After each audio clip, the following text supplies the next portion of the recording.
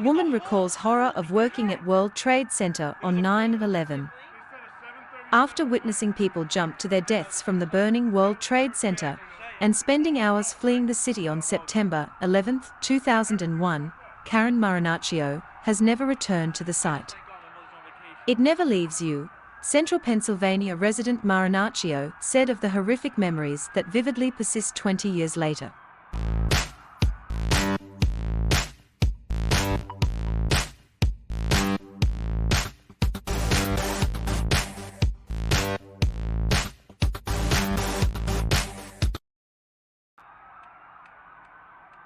Saturday marks the 20th anniversary of the terrorist attacks in New York City, the Pentagon in Washington, D.C., and the thwarting of another attack that brought down a commercial airliner near Shanksville, Pennsylvania.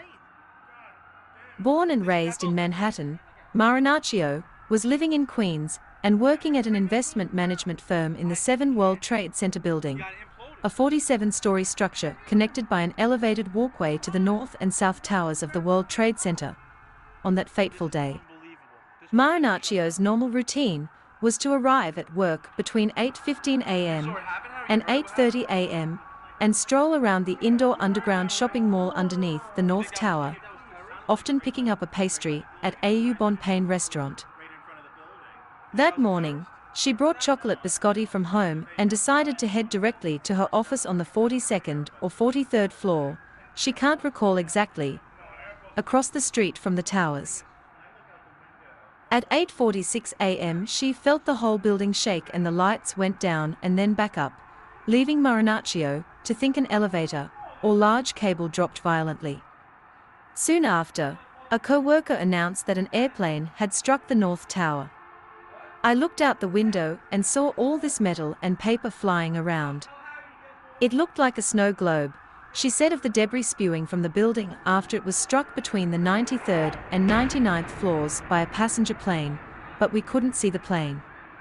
Where did it go?" After watching the scene for a few minutes, she went back to work. "I don't know why. I'm a New Yorker," Marinaccio said.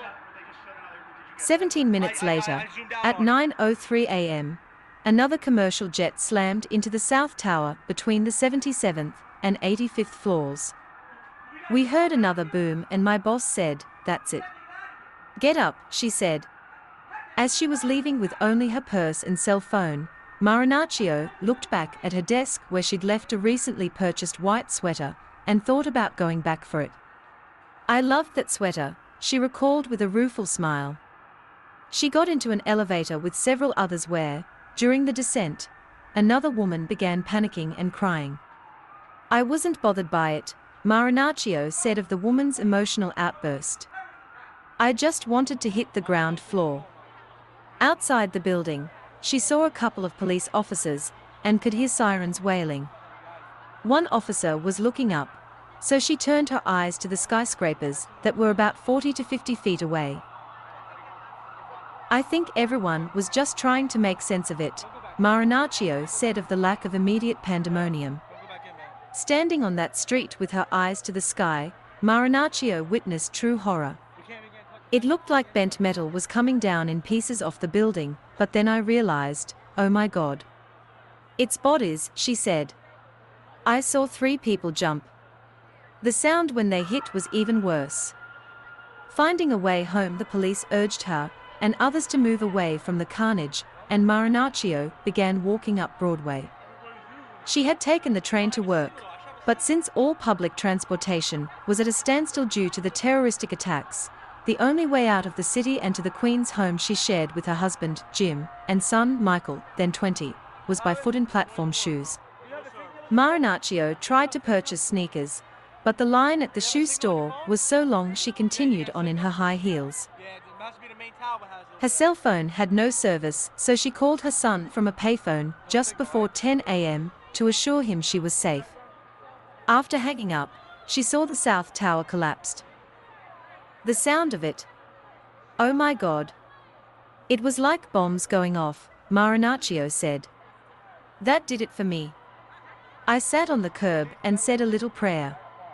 Her pace quickened after that as she joined a growing crowd of crying and screaming people scurrying further away from the wreckage as paper, dust, and building debris fell over them.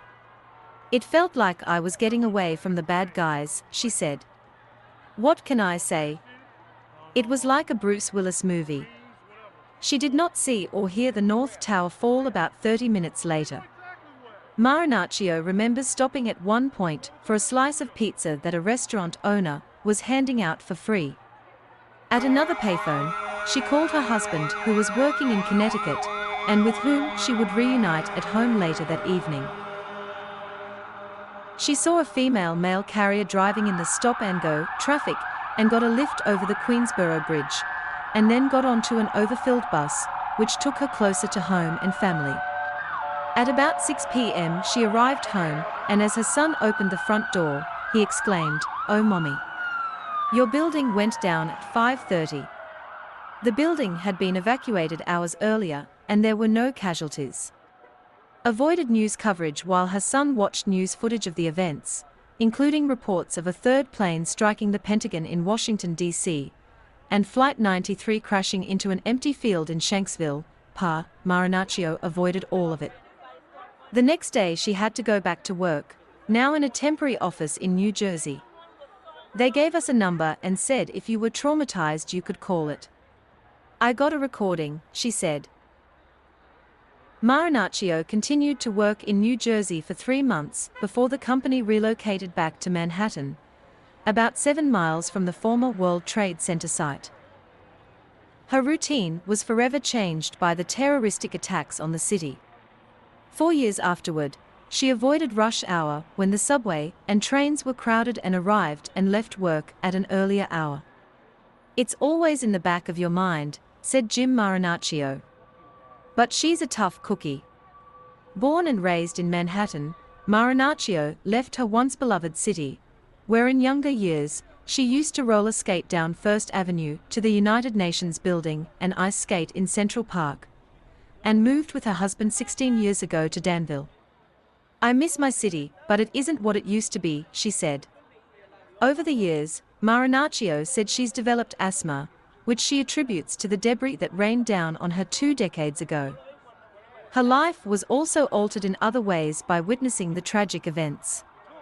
"You realize how precious life is and how brave people can be," Marinaccio said. "I saw people who decided to jump out of a window rather than be incinerated." A neighbor firefighter died at the World Trade Center, and his body has never been found, she said. She has no plans to visit the World Trade Center Memorial and Museum, which sits on what she considers sacred ground. There are still bones there.